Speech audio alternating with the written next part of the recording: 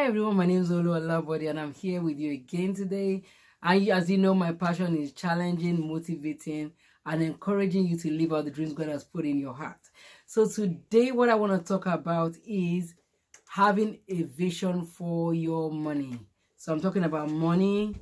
That's one of the things that has been like top priority to me this year, which is reading books on money, finding ways to save, selling whatever I don't need. And I just want to talk a little bit about it today because I know it's going to help somebody out there. So I want to start off with a quote from the Bible. It's Proverbs 21:20, and it says, "The wise have wealth and luxury, but fools spend whatever you get."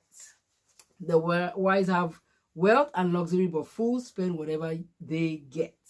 So what we're saying here is that I didn't say this, it's written from the word of God. It's saying here that when you spend everything that comes into your hand, you're classified as a fool. And hear me out, I'm going somewhere with this. So what it's just saying is, if you don't have like we always say that vision, without vision, that if you don't have vision, what happens? You perish without vision. If you don't have a vision for your money, what happens? You're just going to waste it. Without having a vision for your money, you're just going to spend it anyhow. You wouldn't be able to plan for it.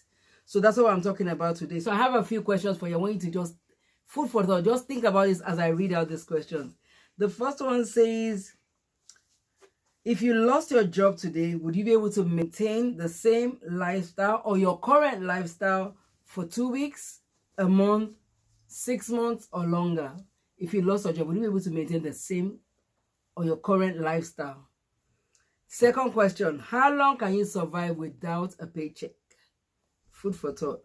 Third question, if your car broke down today, would you be able to fix it without using your credit card, or would you have to go dig for your credit card?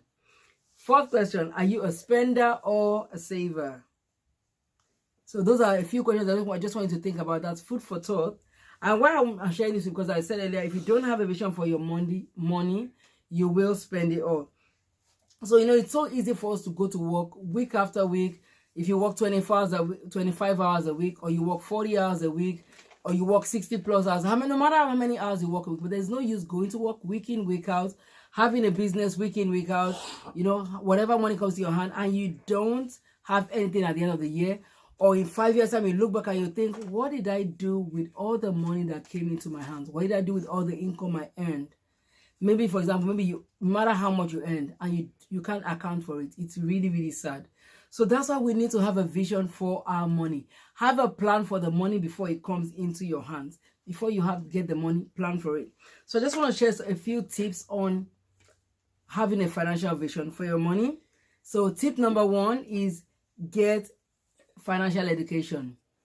Get educated financially. And I just want to recommend a few books for you. So read on finances. If you need knowledge, read. For me, I've been reading a lot on finances this year. There's a book I would like to recommend. It's called Total Money Makeover by Dave Ramsey. Another good book is The Automatic Millionaire. That is by David Bach. It's a real good book. Another one is Fixing the Money Thing by Gary Keesee. These are just books recommended. They're really, really good. They would help you. So get financial education. That's tip 1. Tip 2 is use cash. Stop using credit cards. Use cash. It's been proved and also I have also tried it out, that when you use cash, your brain actually thinks about the act of spending money versus when you use a card. When we use a card, we just swipe it. You just tap. Do you say tap? You just tap it or you swipe it. Your brain doesn't really see it as spending money. But when you use cash, if you notice, if you have a $20 bill in your purse, you can carry it for a long time. You're thinking, do I need to spend this money or I don't need to spend it? So using cash makes a huge difference. When you use cash, you often spend less on impulse buying. Put those cards away and just seek to use cash and check. I will say this, that track your record for 2 weeks and see using card versus using cash and see the difference. See if you're able to save any money. Tip 3 is build an emergency fund. This is from Dave Ramsey. It's one of his things that he talks about. Dave Ramsey is an authority on money. He's a financial guru in the US, and he talks about using cash. He talks about also building an emergency fund. If you have maybe you have a bust tire, or you have your freezer breaks down, your dishwasher breaks down, you can't even just fix it for $250. You need to go pull out your credit card. So, but if you have an emergency fund of $1,000, when you use out of it, what do? You build it back up. So build an emergency fund of $1,000 so that when you have a need, you don't have to go pull out your credit card. It is so important. Tip 4 is get out of debt. We talked about cutting off the credit cards, using them less, but get out of debt. So what the suggestion would be, write your debt down and start paying it off from the lowest till you pay off every single debt you have. And then you can start saving. So which takes us on to tip 5, which is save for 3 to 6 months of your living expenses so that anything happens, you have money saved up. You don't go into panic mode. You don't think I'm going to go homeless because I don't have any money in my savings. 3 to 6 months, that's what the experts recommend.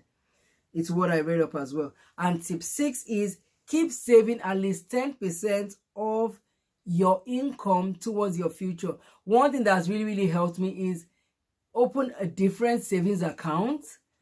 So you can open a different savings account. You can even do auto deposit, so that whereby you set it up whereby 10% of your income every 2 weeks or every month goes straight into that savings account, which means someone says if you don't see it, you can't spend it. It's what you see that you can spend.